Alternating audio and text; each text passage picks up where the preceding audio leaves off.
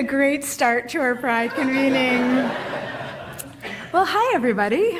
Good afternoon and happy Pride. My name is Jessica Stern, and I'm the U.S. Special Envoy for the advancement of the human rights of lesbian, gay, bisexual, transgender, queer, and intersex persons. And it is a pleasure to welcome you to the State Department.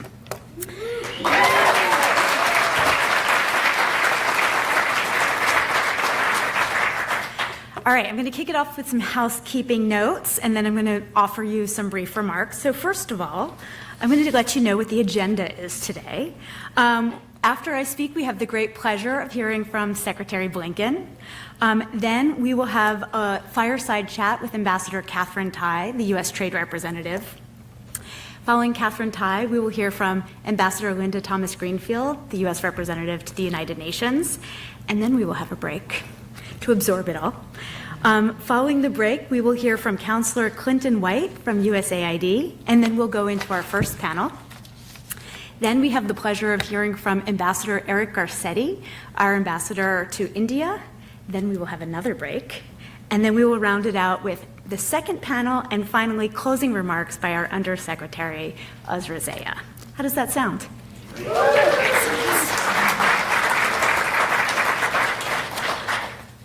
Two other quick housekeeping notes. The first is the first part of our event, when the cabinet officials are speaking, is open to the press.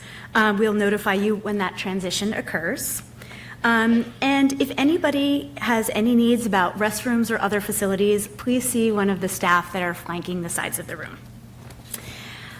With that, I get to tell you that today is a historic event. This is the first event in U.S. history when three cabinet officials will publicly explain why the human rights and well-being of LGBTQI+ persons matters to U.S. foreign policy interests, including, in just a few minutes, powerful remarks from Secretary Blinken on the work we do at the State Department to protect LGBTQI+ persons around the world. It is also the first time in the Biden administration that so many senior officials across foreign policy and foreign assistance agencies will publicly and collectively articulate a whole of government approach to explain why this work is so essential.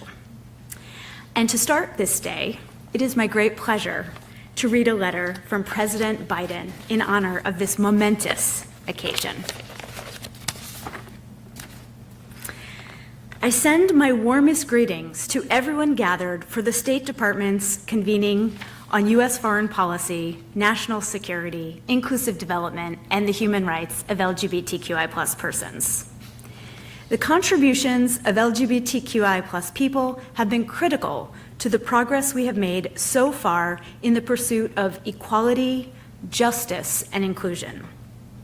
Their bravery is a source of inspiration and hope to all those seeking a life true to who they are.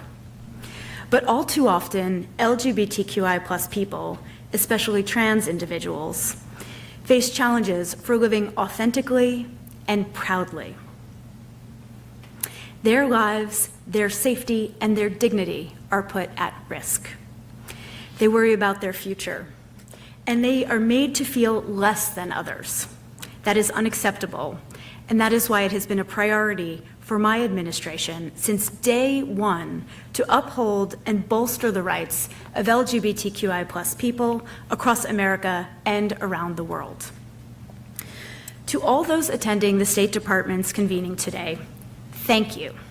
Thank you for your steadfast support of this vibrant and brave community, which lives proudly all over the world.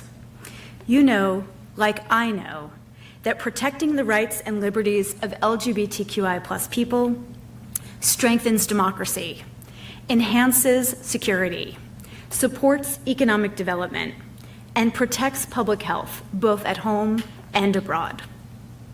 Your commitment to the global LGBTQI+ community is helping to forge a future in which everyone, no matter who they are or who they love or where they call home, can live with dignity. The work you do truly matters, and it reminds us there is nothing beyond our capacity when we act together. Today, as you gather during Pride Month for this important event, please know that your president and my entire administration has your back. We see you for who you are, made in the image of God and deserving of dignity, respect, and support. Thank you for all of your efforts to promote and protect the rights and liberties of LGBTQI+ people. I wish you a wonderful and a productive convening.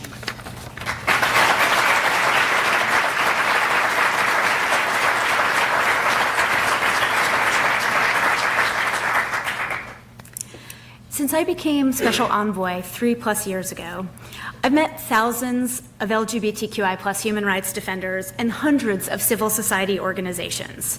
And across countries and themes, one request has persisted: that the United States use its role as a world leader to counter discrimination and violence against LGBTQI+ persons. Today's forum answers that question by bringing together leading U.S. policymakers and decision makers to help probe these essential issues and ask what we all can do. We've convened this discussion to answer a fundamental question about good governance and foreign policy. How do we protect the most vulnerable? This is especially important in a time of enormous transformations for LGBTQI+ people, a time when backlash and progress seem to coexist. Here are 3 themes to look for this afternoon. First, LGBTQI+ issues are not only relevant to human rights debates, to gender equality, or to public health programming for key populations. LGBTQI+ issues intersect with every foreign policy priority of the U.S. government, from national security to inclusive development to public health, countering terrorism, and countering corruption. Second, we are living through a global backlash against equality for LGBTQI+ persons. In the past year, my office has tracked anti-LGBTQI+ bills in every region of the world. Every day, we are contacted by LGBTQI+ people who fear violence and persecution. The backlash against the fragile successes of the global LGBTQI+ movement is undermining equality for all. And third, this backlash undermines good governance, democracy, prosperity, and equality worldwide. We often say that LGBTQI+ people are a canary in the coal mine, but it's worth repeating. When we see politicians or special interest groups target LGBTQI+ persons, the human rights of all suffer and everybody loses. To segue, I want to tell you about something that we're launching today. We cannot simply talk about the world today with also talking about actions that we have to take to change trajectories towards justice and equality. President Biden directed foreign affairs agencies to do just that in one of his very first actions as president. Today, I am pleased to announce the release of the progress report on implementing the Presidential Memorandum on Advancing the Human Rights of LGBTQI+ persons around the world. It highlights the U.S. government's efforts to protect human rights, public health, economic opportunities, and security of LGBTQI+ persons in 2023. Please read the report when it goes live this afternoon and share with us your ideas about how we can do even more this year. As I conclude, I'd like to share with you my hopes for today. First, I hope that we end today with a fuller understanding of the areas in which governments and civil society are making progress for LGBTQI+ equality and where we require more effort. Second, I hope we will be humble because the U.S. and we all have so much to learn. And perhaps most importantly, I hope we will make a compelling case for inclusion and justice year-round and not just during June. And now, it is my great pleasure to welcome Secretary Blinken to the podium to begin our series of discussions. Thank you for joining us, and let's get to work.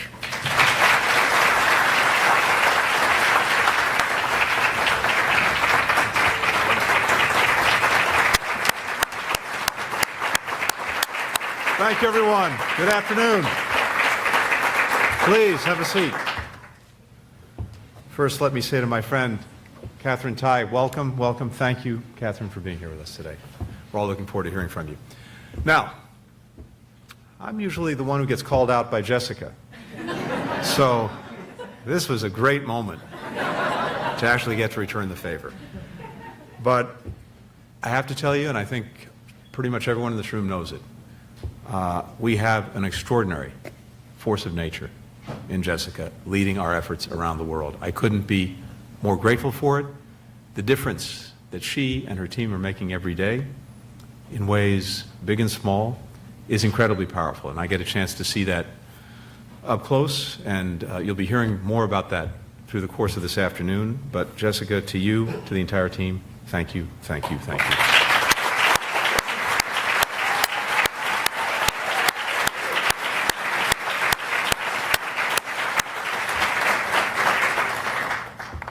And for so many in this room, I could say the same thing, because this is an extraordinary community of people who are working every day, not just on this day, but every day, to make a real difference. On his first day in office, and you heard the letter from the President, but on his very first day in office, President Biden issued an executive order stating that, and I quote, "All human beings should be treated with respect and dignity and should be able to live without fear, no matter who they are or whom they love." It's as simple as that. LGBTQI plus rights are human rights, and our government has a responsibility to defend them, to promote them, here and everywhere. Upholding these rights is crucial to safeguarding and accelerating our renewal at home. Our ability to stand up for human rights and democracy internationally is also tied directly to whether we're strong on these fronts here in our own country. So much of what we do, we see the connections between what we're doing and how we're doing at home, what we're doing and how we're doing abroad. And this is no different. It's also profoundly in our national interest and vital to our national security, which gets us to what Jessica shared with you earlier, really the focus that we're bringing today. But it's in our national security interest to stand up for LGBTQI plus persons around the world. When nations came together 75 years ago, they affirmed in the Universal Declaration of Human Rights respect for the equal and inalienable rights of all members of the human family. That's the foundation of freedom, justice, and peace in the world. And we see that here at the State Department every single day. Countries that respect the rights of every individual tend to be more stable, more healthy, more democratic, more prosperous.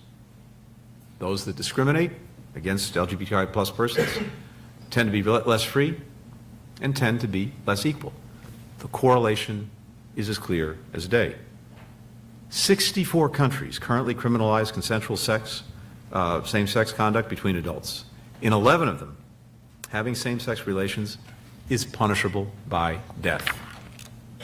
Last year, you all know this, Uganda enacted a law further criminalizing consensual same-sex conduct with penalties that included imprisonment, including life imprisonment. People convicted of so-called aggravated homosexuality face the death penalty. In Hungary, the government is smearing, scapegoating, stigmatizing LGBTQI plus persons, vilifying them with degrading labels, denying them equal rights, normalizing violence against them. 2 months ago, Iraq's parliament passed legislation that punishes same-sex relations with up to 15 years in prison. Anyone who engages in so-called promotion of homosexuality can be imprisoned for 10 years. In Indonesia, the parliament passed a new criminal code banning extramarital sex. In a nation where same-sex couples cannot marry, these laws effectively make all same-sex conduct illegal, and they undermine privacy for all Indonesians. Since 2021, the State Department has helped lead a whole of U.S. government effort to ensure that every person, everywhere, can live free from violence and discrimination with their equal rights respected. We're defending and promoting LGBTQI plus rights around the world, and we're doing it in several key ways, and that's what I wanted to just spend a few minutes highlighting for you today. First, we're applying diplomatic pressure to urge governments to reverse discriminatory laws and practices. 7 nations have decriminalized consensual same-sex conduct over the past 2 years. Greece, Liechtenstein, Thailand voted to legalize marriage equality this year. More countries are banning so-called conversion therapy. Now, first and foremost, these achievements are possible because of incredibly courageous human rights defenders and government partners on the ground. But I believe America's support is indispensable. When we engage, sometimes publicly, sometimes privately, sometimes both, when we share our own knowledge and experience, we can and we do achieve change. Second, where human rights abuses are carried out against LGBTQI plus persons, we hold the perpetrators accountable. When Uganda enacted its Anti-Homosexuality Act, we redirected U.S. government assistance so that it doesn't go to those carrying out this abusive policy, while at the same time increasing aid to Ugandan people who need it more than ever before in the LGBTQI plus community. We sanctioned Ugandan officials who were involved in gross human rights violations. We ended Uganda's eligibility for beneficial trade status under the Africa Growth and Opportunity Act until it repeals the legislation and addresses its human rights situation. We remain committed to partnering with the people of Uganda, as we've done for years, with investments in improving health care and education, expanding economic opportunity, strengthening accountability and the rule of law. We'll make sure that our resources continue to lift up the Ugandan people, not enable their repression. Third, we're increasing protections for vulnerable LGBTQI plus persons, and we're doing that again around the world. We've expanded access here in the United States to the refugee admissions program. We've got new options like NGO referrals and sponsorship by individuals and organizations. And we're also providing financial and settlement support. We've increased access to mental and physical health services for refugees, including from the LGBTQI plus community. We've strengthened training for refugees and asylum officers to better serve those communities, precisely at a time when this community is increasingly vulnerable. It's important, urgent, that we step up to provide the support, the help, the assistance that we can, and to do that in a very deliberate way. We're also strongly supporting LGBTQI plus human rights organizations, and we're doing it on the ground, where every single day these organizations are acting at tremendous risk and showing through their actions what can actually be accomplished. We're proud to administer the Global Equality Fund. This provides essential aid to the work of groups in more than 100 countries around the world. Finally, we're doubling down on our efforts to bring LGBTQI plus rights and perspectives to the fore in multilateral and regional organizations. For example, in the UN Human Rights Council, we brought our strong support to the first ever UN resolution to condemn and combat discrimination against and violence against intersex persons. 47 countries from every part of the world actually co-sponsored the resolution. The Council adopted it in April without a single no vote. That result is actually the product of roll-up-your-sleeves diplomacy that our team engaged in Geneva, and I'm very proud that we got it. Today, I'm announcing that the United States is updating our own interpretation of the International Convention on Civil and Political Rights. This is one of the key treaties committing nations to upholding universal rights. That means that starting from now, the United States considers sexual orientation and gender identity as covered by this treaty.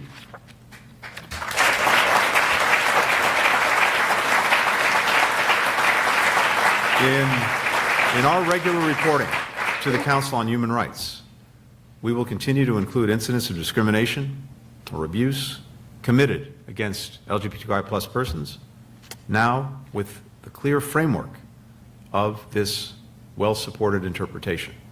That will further empower our efforts. We've come a long way here at home and in our advocacy for rights around the world. But you heard it from Jessica, you know it, you live it every day. We also continue to face a long road ahead. This community knows better than most, maybe better than anyone. Change doesn't happen overnight. We don't expect attitudes and laws to transform in one fell swoop everywhere. But here's what we do know. Here's what you know better than anyone. Our voice, our partnership, our experience can help make a difference, can help accelerate change, can literally help to save lives. That's why I'm so proud of the work that we do, proud of the work that you do. That's why I'm grateful that all of you are here today, this afternoon, for what I think is an important moment, an important conversation. Because ultimately, any movement is only as strong as the people who make it up. That's all of you and so many others that you work with and represent. And as I'm looking around this room and knowing folks who are also tuning in, and as I look around the world and get to hear from so many people that I meet with the extraordinary privilege of helping to represent the country around the world, what I see above all else is strength, resilience, determination. From our diplomatic colleagues who know that none of this gets done alone, from our State Department team, many of whom are with us today, whose members show almost superhuman stamina in their own advocacy, leaders from the private sector, from academia, from international organizations, who are teaming up with us to deliver a better future. And especially from the activists on the front lines, who are indispensable to the safety and security of LGBTQI persons around the world, and, you know, undertake their work at extraordinary personal risk. Each of you is an inspiration. Each of you is a motivation. Each of you, in so many ways, is our conscience. Activists, all of our civil society partners, you know how much work remains to achieve full equality and full rights. But our promise is this: we will be with you every step of the way. We'll persevere with you. We'll listen to you. We'll learn from you. We'll help resource and support your fight.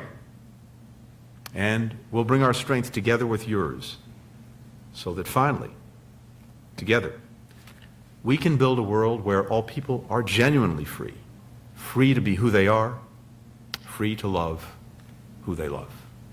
Thank you, and have a great afternoon.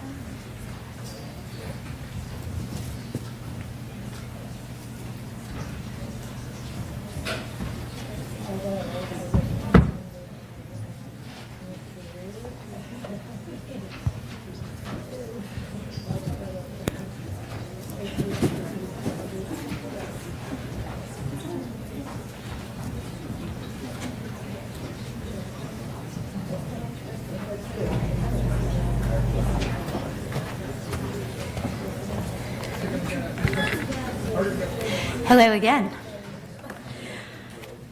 Next, I am honored to introduce Ambassador Catherine Tai, the United States Trade Representative.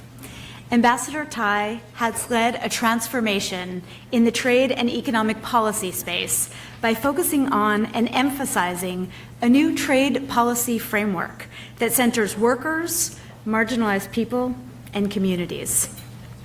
She has broadened the U.S. Trade Representative's office outreach to historically underserved communities, including indigenous groups, communities of color, and LGBTQI+ individuals. She has strengthened the U.S. International Trade Commission, charging it to study and develop new data for the first time around the impact of trade on underserved communities. Finally, she has crafted and implemented innovative new policies, including a pioneering new trade enforcement model, not a term I say every day, for global supply chains. This model holds all actors, including U.S. corporations, accountable and sets a new benchmark in U.S. and global trade policy. Please join me in welcoming Ambassador Katherine Tai.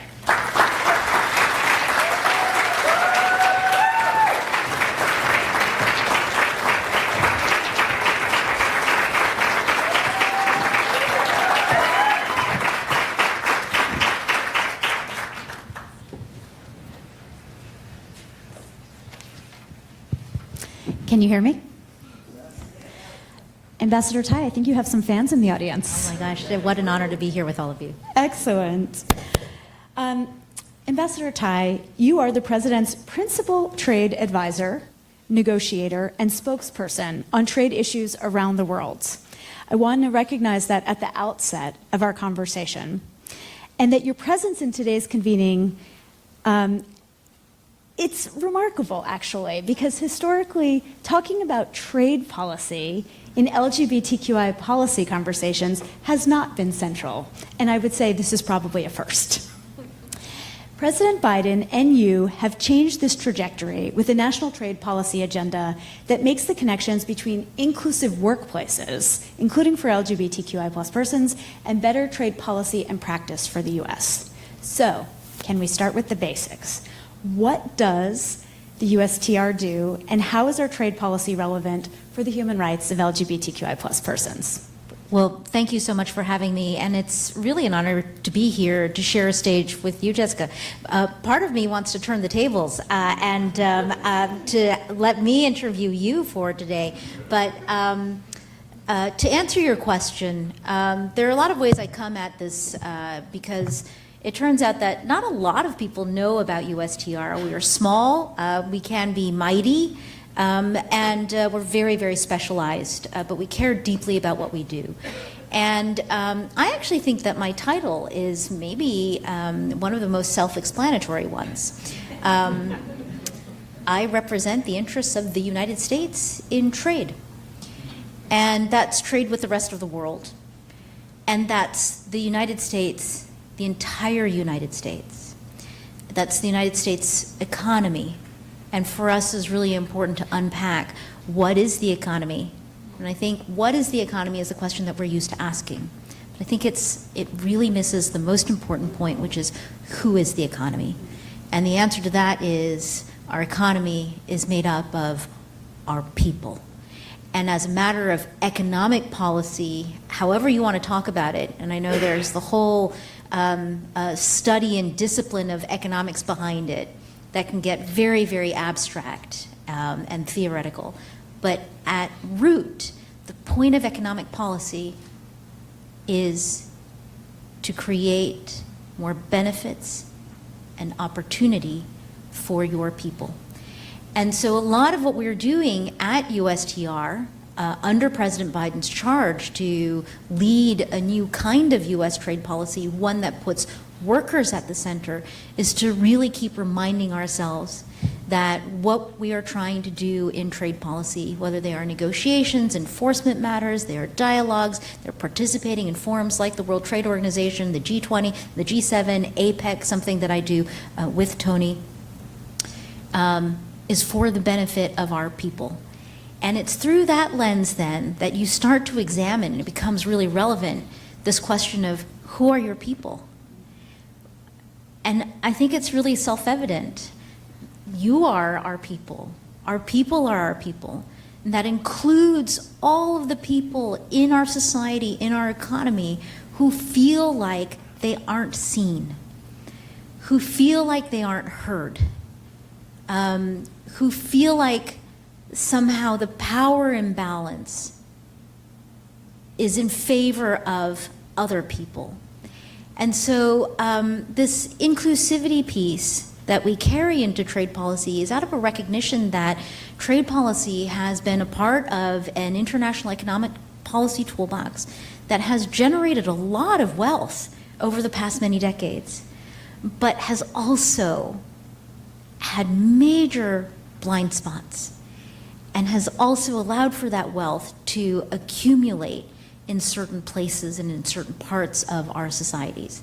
So I'm really delighted to be here because it means that you, Special Envoy, you at the State Department see us as USTR small, very good at the one thing that we do, and you see the change that we're trying to bring, which was to take a trade, economic policy, and also foreign policy conversation and to bring it back to first principles, which is who should benefit from our economic policies, our people. And I think since I'm here in the House of the State Department and American foreign policy, who should benefit from our foreign policy and our national security policies, again, it comes back to basics, it's our people. Feel free to give that a round of applause.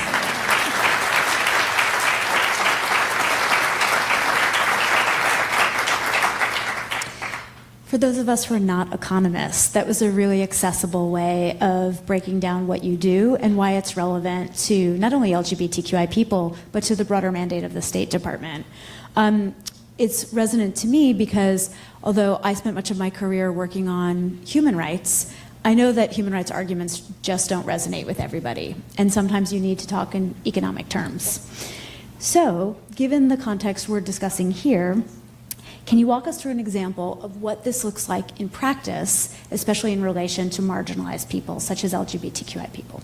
Certainly. So let me begin by filling out a little bit of what you introduced earlier, which is in our first weeks at USTR, and this is in 2021, coming off of a deeply traumatic 2020, when so many really, really hard, really painful things happened to all of us at the same time.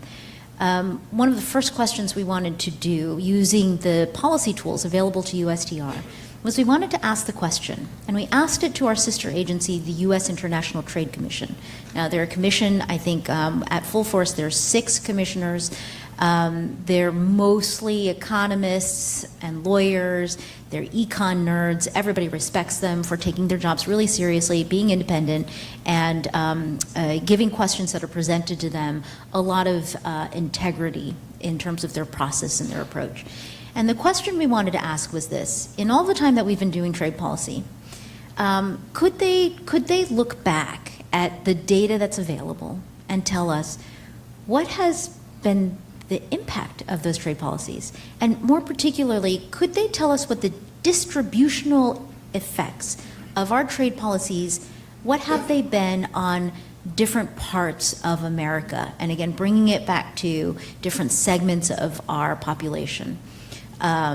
Rural communities versus urban communities, men versus women, the LGBTQI plus, communities of color. What could they tell us? And their first reaction when we told them we wanted to request this investigation was, oh my God, that sounds really hard. No one's ever asked us those questions before. We're not really sure how we would approach it. And we said, well, this is why everybody loves you, is that you will do your very best to try to figure out how to respond. And it's actually really, really important for us to know, how are we doing with our trade policies? Are we going gangbusters? Is everybody doing great? In which case, we should just keep doing what we're doing. But anywhere where we could be doing better, we want to know where that is and how we could be doing better. So the first finding that came back from the USITC was expected, which is, you know what, you've never asked this question before, and in fact, where we collect our data, we've actually not been specifically asking this question either. So we don't have enough of the granular data that would give us a very good understanding of what the distributional effects of our trade policies have been. However, we're still going to do our best.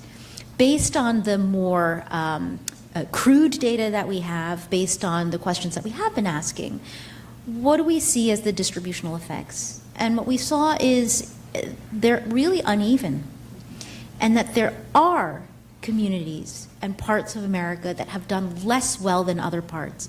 And maybe to put it another way, some parts of America that have been harmed by trade policies where others have benefited. And in the initial assessment, it was women, communities of color, non-college educated white men. And I think that reinforced a feeling that we already had that broke along these lines in terms of explaining why support for U.S. trade policies was weaker in certain parts of America than in other parts of America. So that gave us the confidence then to say we need to be doing this differently. We need to be doing it being trade policy with an eye to more inclusive benefits, which starts with a more inclusive process. And through all of this, the conversation around different communities that we need to be paying attention to because of where they sit in American society and culture, where they sit in the economy. The LGBTQI plus community, absolutely. The disability community, women, rural communities, all are vulnerable in a way to being left out or forgotten or purposefully not included.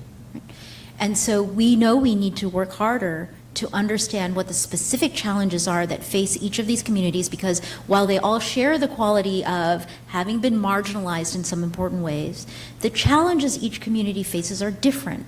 So then we have to invest the time to understand what are the special characteristics of each community, the special characteristics of those barriers that the people in these communities face, to then figure out how do we link that into our trade policies, and how do we harness the power of the American economy, how do we harness the power of America as an international and foreign policy leader to cooperate with other countries and economies on more inclusive outcomes, because it turns out that this feeling that trade and economic policies have not been inclusive enough is something that we share with almost all of our trading partners.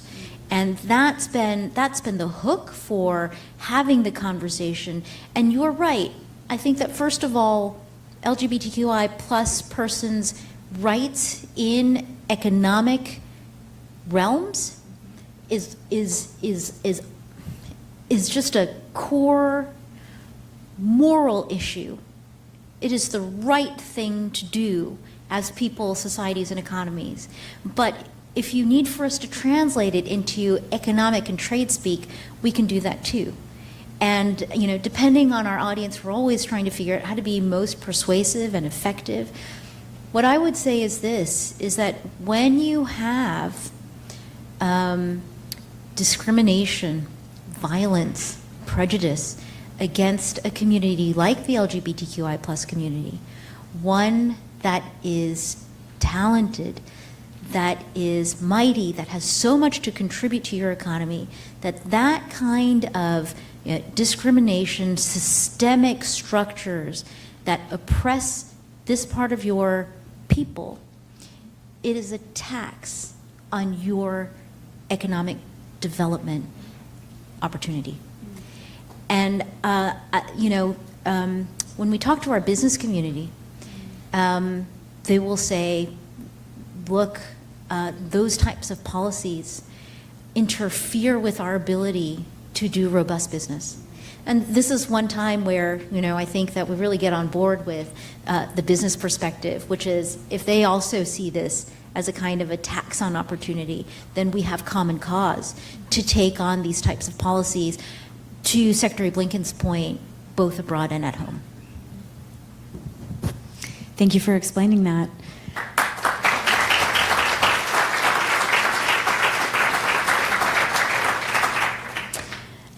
I just want to say, as a model, I really appreciate what you've outlined for us, which is that you were uncertain about the concrete impacts of U.S. trade policy, so you went looking for data to answer fundamental questions, and when you got the answers, you started doing trade differently. That's sort of the ask that marginalized populations have everywhere, that we actually seek data to understand whether public policies reach them, and then when we find that they don't, we change our policies. So that feels like a best practice.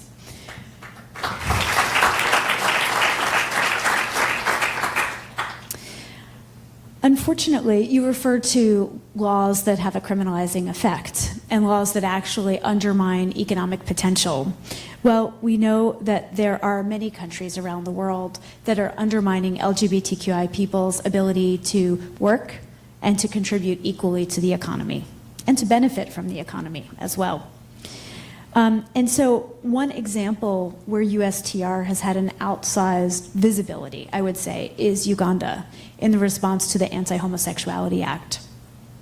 And I think a lot of people in our audience today and many people watching from home are familiar with the steps that you've taken on AGOA, the African Growth and Opportunity Act. I'd like to invite you to explain the actions that you took, how you got there, and why it mattered. Great. So this is a sad story on so many levels. We knew that there is a history of this type of legislation and policy in Uganda in particular. I'm just going to talk about Uganda, but to Secretary Blinken's point and your point earlier, it's something that we're seeing all around the world, including here at home.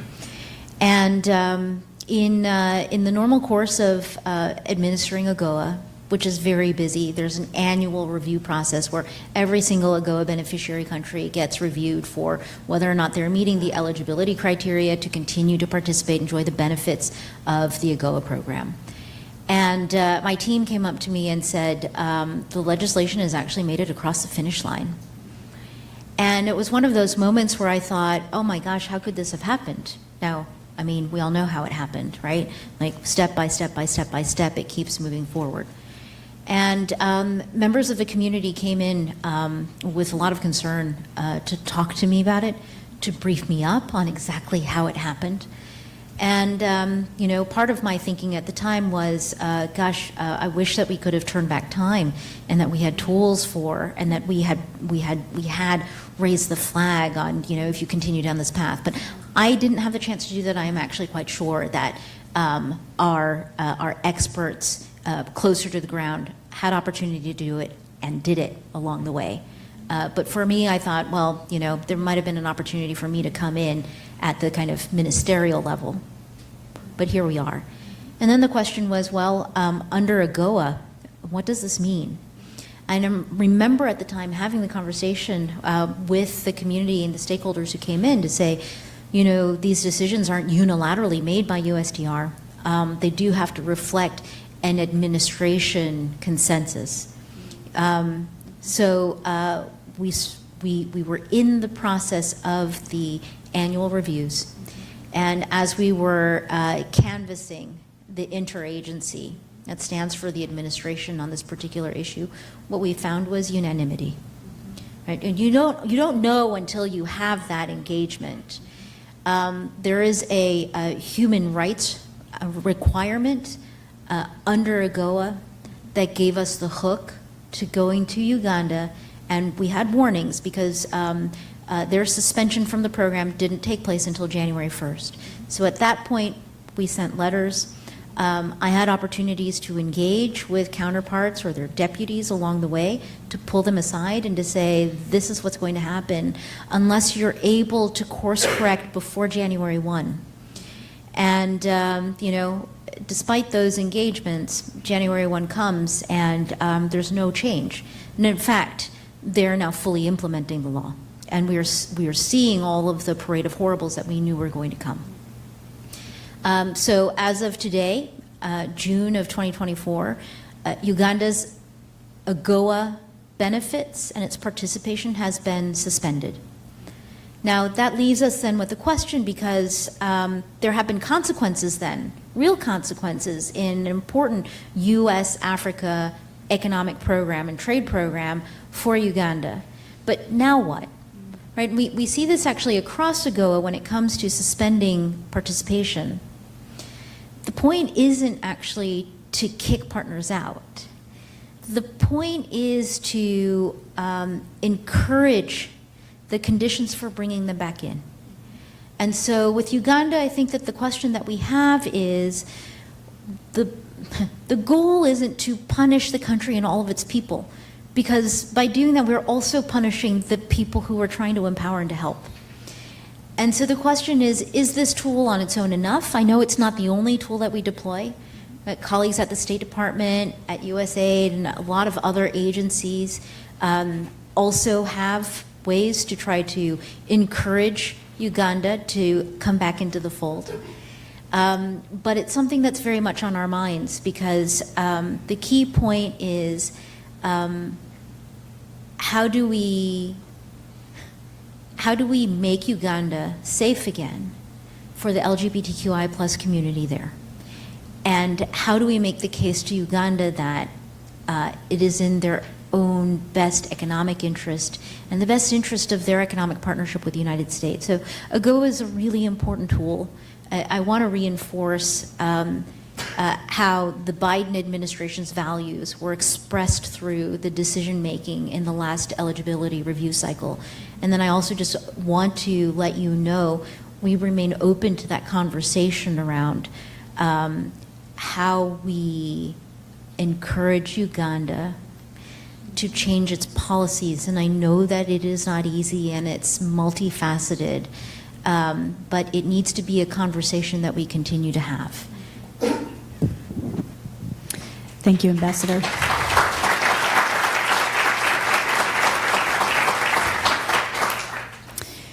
I had the pleasure of meeting with the government of Uganda alongside your extraordinary team after the government of Uganda lost its AGOA eligibility. And I just want to affirm what you said. It was probably one of the harder meetings I've ever done. There was no joy in removing Uganda's eligibility for AGOA status. But the framework that USTR created was actually not limited to the Anti-Homosexuality Act in Uganda, which is something that I think needs emphasis. It was actually a methodology that asked the government of Uganda to look at the broader human rights situation in Uganda and take corrective action.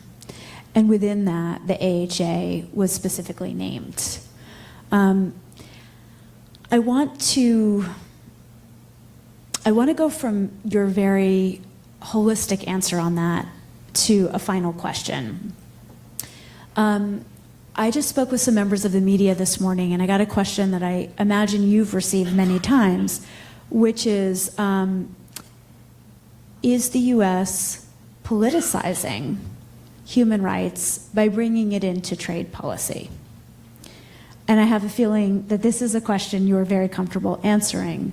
But what I hear you saying is that as part of the trade benefits that you seek for the United States, you try to ensure that everyone is a beneficiary of the financial benefits of effective trade. And that there are certain models that USTR uses to ensure that that holds true. Could you expand on that? Absolutely, and I think you've teed it very, very, very nicely for me. In a program like AGOA in particular, and I think that this is, a foundational program, it's a preference program. We provide our developing country partners with unilateral tariff preferences, preferential access into the U.S. market, not on all goods, but actually under AGOA. AGOA, I think, is our preference program with the largest scope in terms of the goods access into the U.S. market. We don't give these preferences away for free. We don't give them away to everybody. We choose our partners. In the case of AGOA, it's the countries of sub-Saharan Africa. Because 20 years ago, 25 years ago, we identified sub-Saharan Africa as an important part of the world that we wanted to partner with to stimulate economic development and growth and be there to have a program with these countries. But trade and economics and these types of programs are not valueless.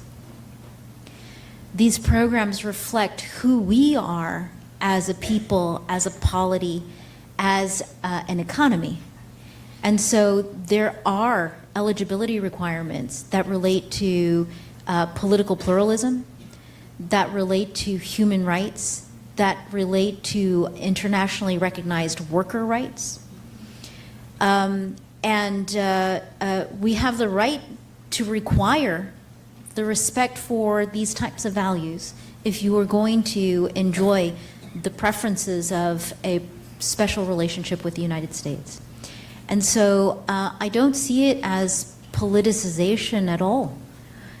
From our perspective, these are our values, and these are the values that we respect and reward in our partners, where they can meet us on those values. And as a practical matter, having those values line up creates a much more fluid compatibility and interoperability between our economies.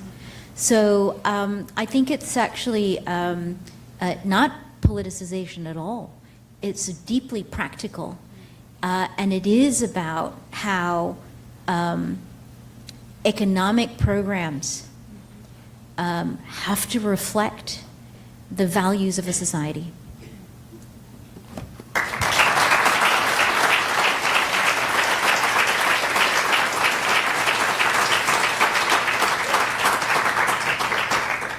Who feels like they got a master's in economics? I learned so much from this conversation. I really appreciate your joining us and speaking at the State Department, Ambassador Tai. And I think I will take a number of things away from this conversation, as I imagine many of you will.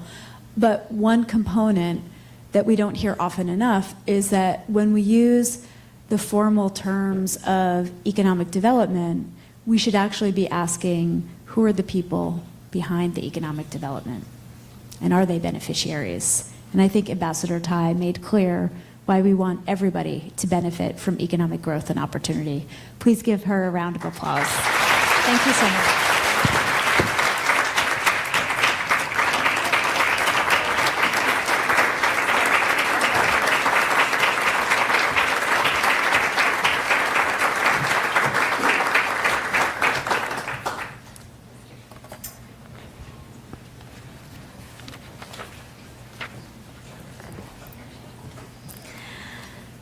We're going from one superstar to another, and it is now my enormous privilege to introduce Ambassador Linda Thomas Greenfield, the representative of the United States to the United Nations. Ambassador Thomas Greenfield has a distinguished career in the Foreign Service and has been a vocal advocate for inclusion, diversity, and human rights at the United Nations.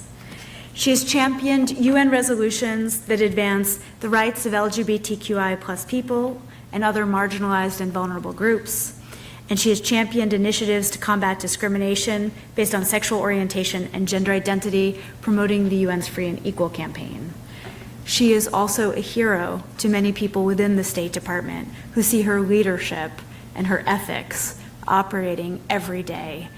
And I know from having worked with her team to arrange for her to be here today, how many competing priorities she had, but she insisted that she would make time for this important conversation. Ambassador, thank you so much for being here. Thank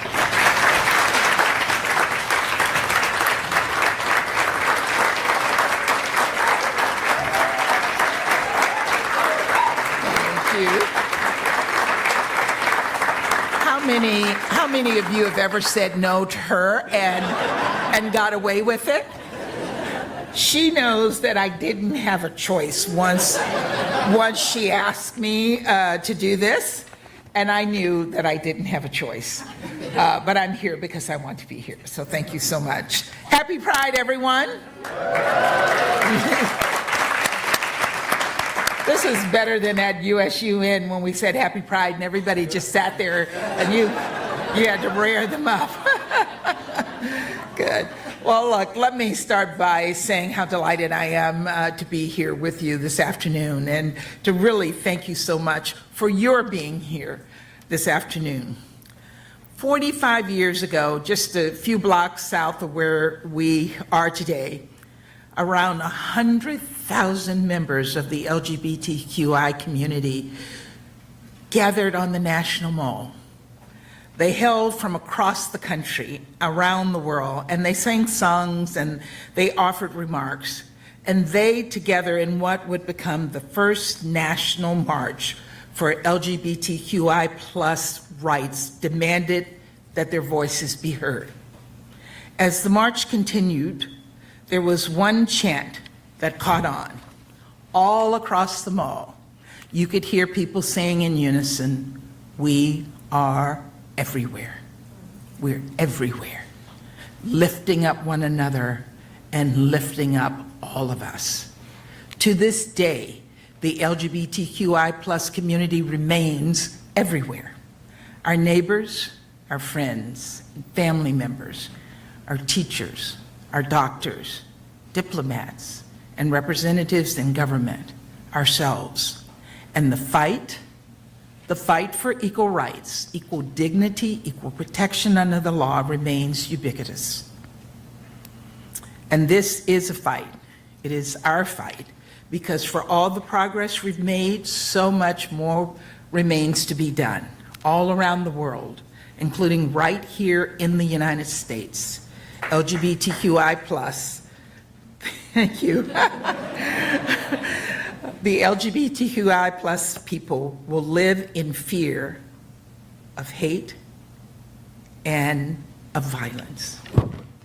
In Russia, Putin has labeled the, quote, international LGBT public movement as an extremist organization. After the ruling, one woman was tossed in jail for days. Her crime, wearing rainbow earrings. In Afghanistan, members of the LGBTQI plus community have reported sexual and physical assault. Others now live in hiding. And then there are those who have gone missing and are believed to be dead. In Uganda last year's passage of a draconian anti-gay law has led to hundreds of evictions, arrests, and cases of violence against the LGBTQI plus community. And here in the United States, a small but vocal, small but odious, small but dangerous group of people continues to target the LGBTQI plus community, and especially trans individuals. The protesters that took to the mall in 1979 demanded that we protect young people. We protect them from laws that are used to discriminate, oppress, and harass them in their homes, in their communities, in their schools. And yet, all these years later, we've seen an alarming rise in hate crimes at schools, especially in states where LGBTQI plus students face restrictive laws. But despite these challenges, the LGBTQI plus community has shown remarkable bravery and resilience. And we have seen all over the world the impact of their advocacy, the impact of your advocacy. Over the past year alone, Greece and Estonia legalized same-sex marriage, while France welcomed its first gay prime minister and Latvia its first gay president. Germany passed a law allowing transgender people to more easily change their legal gender, and Dominica decriminalized consensual same-sex conduct. And just last week, and we got applause at the UN for this, Jessica, Thailand's legislature moved forward an historic bill to make the first Southeast Asian country to legalize same-sex marriage. Got to put on my glasses now.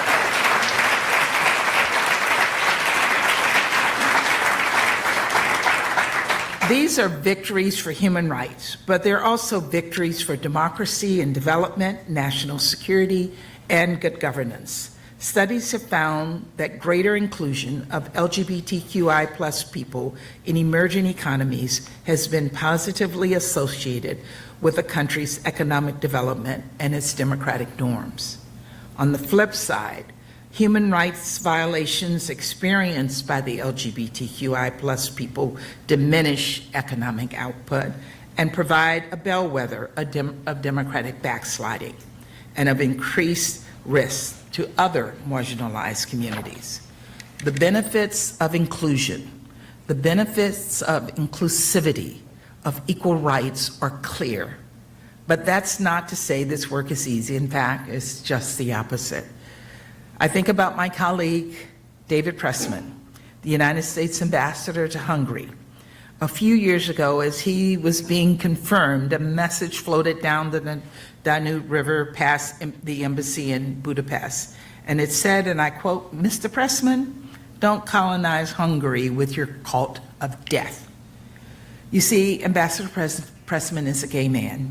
And in the years preceding his arrival in Budapest, the government passed laws specifically targeting people like him, banning discussion of LGBTQI plus issues in schools, limiting the ability of gay parents to adopt, defining marriage as between one man and one woman. And yet, Ambassador Pressman has continued to stand strong in the face of suppression and intimidation, speaking out against these laws and threats to Hungary's democracy, marching alongside 30,000 Hungarians in Budapest's Pride Parade. I think about Ambassador Barry, who's in Namibia, who was told the government there would not give a visa for his husband to accompany him. Luckily, we were able to convince them otherwise, and now Randy and his husband are welcome in the community in Namibia. They are, in fact, an asset.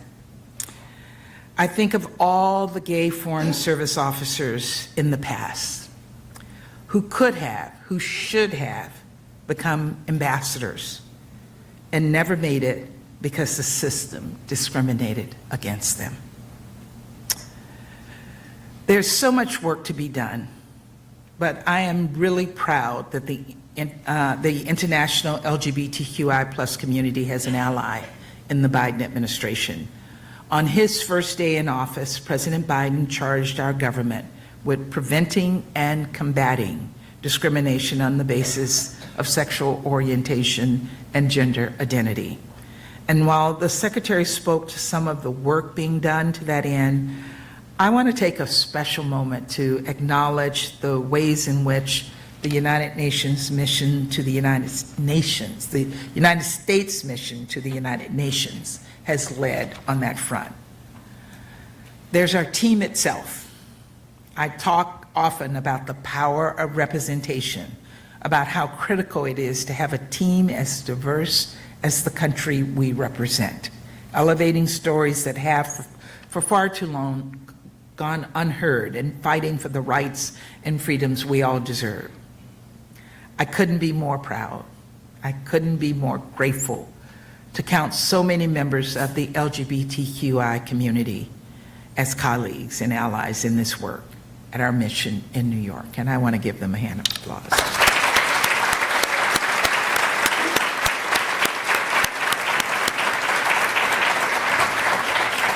They have been among those leading the charge at the United Nations to not only advance human rights, but make clear the inextricable link between our fundamental freedoms and international peace and security.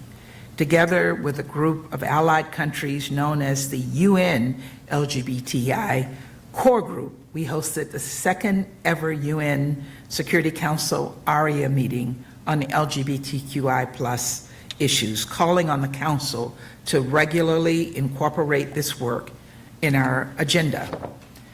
In the Human Rights Council, the U.S. lobbied in support of the first ever UN resolution on intersex persons that was adopted without a single no vote.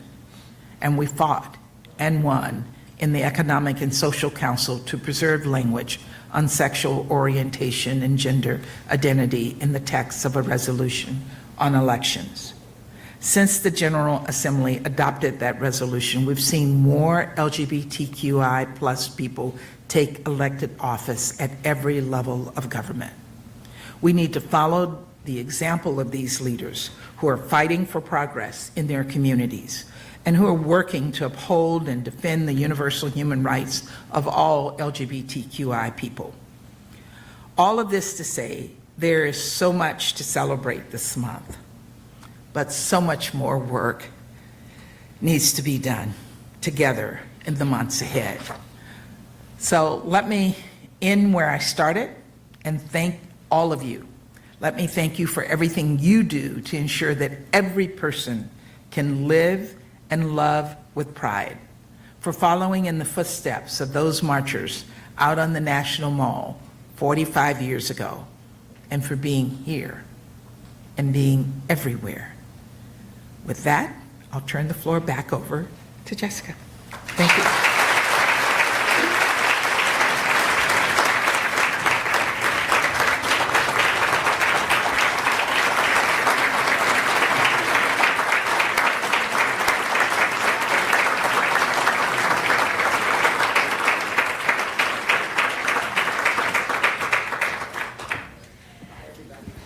Well, you know, that was so powerful, now we get a break to absorb it. So everyone, please take a 10-minute break, enjoy coffee and water, and then we'll resume at whatever 10 minutes from now is.